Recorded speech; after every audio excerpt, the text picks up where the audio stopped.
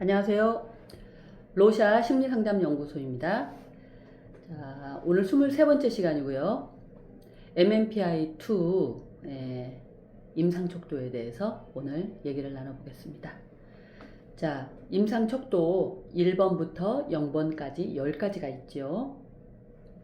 말씀드렸다시피 이 임상척도들은 정신병리적인 척도인데 단순히 증상만으로 물어보는 것이 아니라 그 환자들이 이제 얘기한 그런 특유의 공통적인 것들을 같이 물어본다고 했어요. 그래서 이렇게 문항들이 참 많죠. 그것에서 이제 그 척도에 해당되는 걸 하는데 공통적으로 해당되는 문항들도 있고요. 거기에만 유독 그거에만 해당되는 척도 문항들이 있어요. 그걸 감안해서 보시기 바랍니다. 65점 이상이 나오면 우리가 임상적으로 유의미하다 이렇게 봐서 이제 척도를 잡는데요. 1번 척도, 건강염려증 척도입니다. 그래서 그 신체화 증상이 나온다는 얘기예요. 그래서 이제 두통이 있느냐, 소화가 안 되느냐, 이제 이런 질문들에 체킹을 하신 분들입니다. 그래서 이런 분들은 소화가 너무 안 되고 어디가 아프고 하기 때문에 되게 의존적이시고 병원 많이 다니십니다. 예, 그리고 두려움이 정말 크시죠. 혹시 이러다가 나 죽는 거 아니야? 나 죽을 병 걸린 거 아니야? 이런 두려움이 참 많으세요. 그래서 이제 병원들 여기 가고 저기 가고 아프면 또 여기 가보고 또 저기가 좋대더라 저기 가보고 이렇게 하시는데 이분이 그 다른 척도와 만나면 또 이제 여러 질환들이 나오는데 1번 척도는 그 어떻게 보면은 기본적인 척도 같은 거예요. 그래서 이제 다른 척도들하고 많이 만나죠. 제일 유명한 척도가 13 척도죠. 3번 히스테리아하고 만나서 13 척도 가진 여성분들 많습니다. 특히 이제 연세 드신 분들 이제 점점 더 두려움이 커지기 때문에 건강염려증 대단하셔서 병원 많이 다니시는데 이분들이 이제 너무 심해서 이제 장애 진단을 받는다 그러면은 전환장애가 나와요. 기분장애. 전환장애가 나오는데 이분들이 아파서 병원에 가셔요. 그러면 원인이 나오느냐? 원인이 없어요. 병원에서는. 내과에서도 문제가 없다. 한의원에서도 문제가 없다. 뭐 다 문제가 없는데 본인은 너무 아프거든요. 너무 아파서 그러시는 건데 왜 아플까요? 이분들은 보통 2번 가운데 있는 그 우울증 척도가 이렇게 낮아요. 그거를 낮춘 거예요. 보고를 안 한 거예요. 나 우울하지 않아. 나 우울증 아니야. 하고 자기가 부인하는 거예요. 그래서 우울증을 눌러놓고 신체화 증상 그리고 이제 연극성 이 1~3번만 높인 거예요. 그래서 이분들은 정작 치료해야 되는 곳은 이제 정신과인데 정신과는 가시지 않죠. 인정하시지 않습니다. 그냥 남 탓만 하시는 거예요. 너무 다들 문제가 있고 다들 너무 서운하고 나는 이렇게 여기저기 아프고 그래서 병원 많이 다니시면서 정작은 치료가 잘 되지 않는 안타까운 그런 분들입니다. 자, 1번 척도 말씀드렸고요. 그 다음에 2번 척도가 방금 말씀드렸다시피 우울 척도입니다. 65점 이상일 때 이것도 마찬가지로 이제 우울증이다 이렇게 의심이 되는 거고요. 우울증인 경우에는 7번 척도와 짝을 이루죠. 강박성 척도와 짝을 이룹니다. 그래서 우울한데 머스트 행동이 있어요. 반드시 하는. 이게 자기가 행복해서 하는 행동이 아니고요. 행복해서 이렇게 하루 종일 청소하고 닦고 규칙적으로 뭘 하시는 게 아니라 그러지 않고서는 살 수가 없기 때문에 하시거든요. 그래서 이분들 이렇게 별로 다니시지 않죠. 거의 이게 집안에서만 이렇게 있으면서 늘 우울하고 불안한데 이제 집안에서만 이렇게 계속 쓸고 닦고 하십니다. 그리고 이제 많이 우울하셔서 우세요. 그런데 이분들이 치료실에 한번 오셨다 하면은 또 치료가 됩니다. 이분들 치료 잘 돼요. 이분들은 좀 이렇게 의존적이시고 이렇게 믿으시기 때문에 치료해 주세요. 제발 저 너무 힘들어요 이러시거든요. 그래서 이분들은 차라리 치료가 잘 됩니다. 나오시기만 하면. 그리고 2번, 7번 척도가 이제 하나 더 붙는 게 있죠. 0번 척도. 0번 척도는 내향성 척도입니다. 내향성 점수가 높아요. 이분들은. 이게 무슨 얘기겠어요? 표현을 잘 못하시고요. 소심하세요. 4번 척도가 높을 수가 없어요. 네. 270 척도는 4번 척도가 다 낮죠. 자기 주장하지 않아요.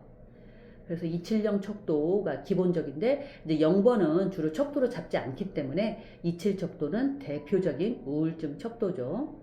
자, 다음은 이제 3번 히스테리아, 연극성 인격 판가름할 때 보는 겁니다. 3번 척도가 높으면요, 보기에는 좋아요. 이렇게 외향적이면서 이렇게 사람들 좋아하고 모임 자주 나가고 혼자 막 얘기 많이 하시고 되게 활달하고 아플 것 같지가 않은 분이에요. 근데 그렇게 모임이 끝나고 집으로 돌아오면 상당히 공허하고 외롭죠. 왜냐면은 연기를 했거든요. 웃고 싶지 않은데 얼마든지 웃으세요. 좋지 않은데 좋은 척을 하세요. 계속 남한테 맞춰주고 사시는 거예요. 그러니까 주위 사람들은 어떻게 했어요? 그냥 그 연기에 깜빡 속아 넘어가요. 특히 남자를 유혹했다? 성적으로 유혹했다? 남자는 얼마나 좋겠어요. 예, 그런데 이 여자는 전혀 속마음에 그런 게 없는 거죠. 예, 그래서 본인은 굉장히 외롭고 쓸쓸합니다. 근데 주위 사람들은 다 속아 넘어가는 거예요. 예, 이렇게 매우 안타까운 척도가 3번이고요. 3번 척도가 이제 4번하고 만나기도 해요. 그럼 이제 사기 얼마나 잘 치겠어요.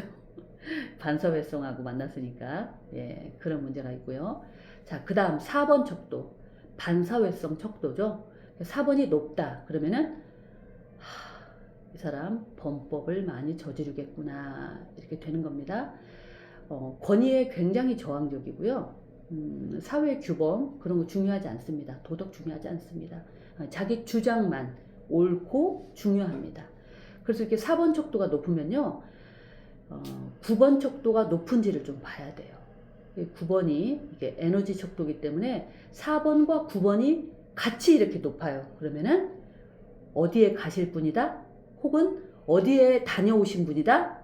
예, 교도소에 계신 분 75%는 사구 척도라고 하죠. 4번 척도들은 굉장히 충동 조절이 안 돼요. 그냥 확 저지르는 거예요. 그런데 에너지도 좋아요. 그러면 확 저지르고 잡혀서 감옥에 갑니다. 그리고 이제 출소하죠? 그러면은 또 확 저지릅니다. 예. 그러면 또 다시 잡혀서 가고. 이분들이 주도 면밀하지 않기 때문에 또 잡히고 또 잡히고 하는 거예요. 예. 그러다가 이분들이 한 40대쯤 되면 좀 줄어든다고 합니다. 어떻게 된 일일까요? 예. 치료약이 없다는 사구척도 반사회성 장애가 치료가 된 것처럼 이렇게 범죄 발생률이 줄어드는 거예요. 40대부터. 네. 이유는 이제 본인이 지치는 거예요. 예. 확 저질러서 감옥에 갔는데 너무 안 좋잖아요. 얼마나 안 좋아요. 그런 환경 속에 있다가 나왔는데 또 자기도 모르게 확 해서 저질렀다가 잡혀 들어가고, 그거를 젊었을 때부터 이렇게 몇십 년간 반복을 해보세요. 이제 그것도 못할 노릇이죠. 그래서 다시 이제 나왔다가 잡히지 말자, 하지 말자 이렇게 되신다는 그런 평들이 있습니다. 근데 4번 척도가요, 6번 척도하고도 만나면 이것도 참 골치 아픕니다. 이분들은 아주 수동 공격적이에요.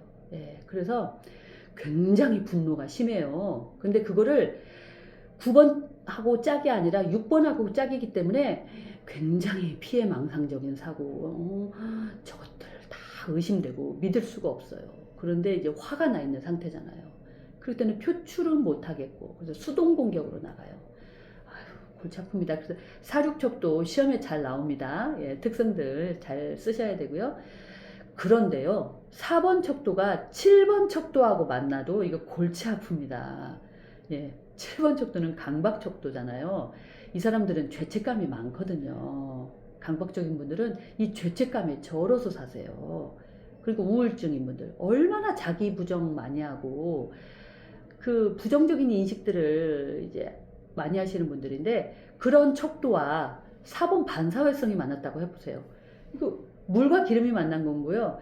뜨거운 것과 차가운 게 만난 거예요. 그래서 자기는 그냥 확 저지르고 싶어요. 확 저질러 버리고 싶은데, 충동적으로 화가 나서 저지르고 싶은데, 그렇게 조금 했다가는 이 죄책감이 자기를 말려 죽이는 거예요.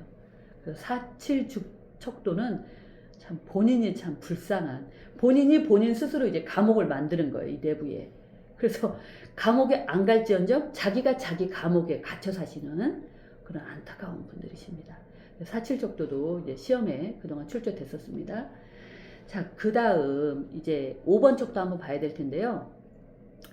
5번 척도는 예전에는 정신병리로 봤지만 DSM-5부터는 정신병리로 보지 않습니다. 예, 동성애자는 이제 병리로 보지 않습니다. 그래서 어디에 참조를 하기 위해서 보느냐, 이 사람이 남잔데 남성성이 강한지 약한지, 이 사람이 여잔데 여성성이 강한지 약한지를 봅니다. 이게 다른 성격들 분석하는 데 있어서 도움이 됩니다. 가령 죄송합니다. 예를 들어서 남성성 척도를 봤는데 동성애를 보는 거랬죠. 그래서 점수가 높을수록 좀 남성적이지 않다는 얘기예요. 근데 보통 남자들 보면 낮게 나오죠. 근데 한 30점 이렇게 아주 낮게 나왔어요. 남자가. 그러면은 상남자란 얘기예요. 나 상남자야. 이제 그런 얘기예요. 그러면 이분 가정생활 하실 때요, 어떤 태도로 하실 것 같아요? 아주 가부장적으로 나오실 확률이 높죠? 남자는 하늘, 여자는 땅, 나한테 순종해, 이런 태도겠죠? 근데 요즘 이렇게 하면 가정이 평화로울까요? 예, 스트레스 많겠죠? 가정불화 많고 이혼 얘기 나오겠죠? 예, 그렇게 참조해서 보시면 됩니다. 여자는 이제 반대로 보시면 되고요. 자, 6번 척도. 예, 편집성 척도입니다. 6, 7, 8, 9는 이제 우리가 이제 정신증 영역이라고 하죠. 그래서 이제 얼마나 피해의식을 가지고 사는지, 얼마나 남에게 의심을 많이 하는지 봅니다. 근데 이제 젊은 친구들 같은 경우에 다른 건 괜찮은데 6번만 이렇게 상승한 경우 있어요. 그런 경우는 이제 직업을 가지면서 이제 직장 안에서 생활하는 데 있어서 뭔가 이제 큰 트라우마적인 사건이 있었을 경우에 이렇게 치솟기도 합니다. 그래서 그냥 높다고 해서 편집성이야 이렇게 볼 수는 없죠. 그래서 직장 내 어떤가 이제 그런 척도도 같이 봐야 되겠죠. 그래서 이제 6번은 편집성 척도인데 그냥 편집증적인 것만 있으면 이제 그것만 치료하면 되는데 이게 또 다른 척도와 만났을 때 문제가 됩니다. 예, 6, 8 척도일 때만 생각해 보세요. 8번 정도는 척도는 스키조죠. 예, 조현병, 예, 망상, 환각 이런 거에 사로잡혀 계신 분들이에요. 그러면은 피해의식과 망상이 만났어요. 그러면은 피해 망상이 되는 겁니다. 그래서 그냥 처음에는 편집증이 있다, 편집성 인격이다 이런 정도였는데 나중에 시간이 지나서 너무 스트레스가 많거나 아니면 치료를 제때 받지 않았다, 그런 경우에는 어떻게 되겠어요? 심해져서 조현병 쪽으로 가는 거예요. 피해 망상에 사로잡힌 그런 분이 되시는 거죠. 그렇게 되고요. 이제 7번 척도 보겠습니다. 예, 7번 척도는 죄의식이 굉장히 많으면서 스스로 이제 굉장히 이제 강박적인 사고, 강박적인 행동들 하시는 분들입니다. 아유, 예, 안쓰럽죠. 이분들 사시는 거 보면. 네. 주위 사람도 많이 힘들어요. 예, 다 이렇게 통제하려고 하거든요. 예, 그 자녀들 많이 힘듭니다. 배우자도 힘들고요. 자, 그 다음 이제 8번 척도. 예, 방금 말씀드렸죠? 스키조. 예, 조현병입니다. 예. 이분들이 이제 9번 척도와 만나면 일이 커지죠. 9번이 차라리 낮은 게 나아요. 그러면은 좀 이제 음성 증상들만 있거나 이제 뭐 이렇게 사고 칠 일 없는데 이렇게 환각이 들리고 이렇게 막 망상에 사로잡혀 있는데 막 과대 망상, 막 질투하는 망상, 뭐 별별 망상이 다 있는데 그런 망상에 사로잡혔는데 에너지가 과대해요. 그러면은 확실하게 행동을 하겠죠. 우리가 전에 다뤘던 영화 어떻게 해야 했을까 보면은 편찮으신 그 주인공의 누나분 9번 에너지가 좀 있어 보이죠. 예, 지능도 높겠다.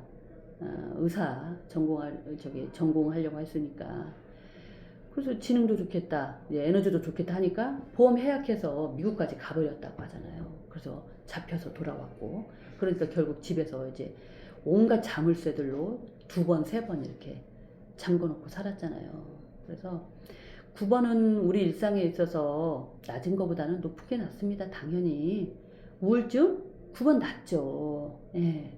그래서 그분들은 어떻게 하면은 9번이 좀 높아져서 좀 무기력에서 헤어나와서 밖에도 나오시고 그럴까? 그러면 좀 좋아질 텐데 하는데 정작 이제 4번하고 만났다, 뭐 6번하고 만났다, 8번하고 만났다 그러면 이제 병리적인 분들한테는 아주 골치 아픕니다. 예, 이런 척도가 있고요.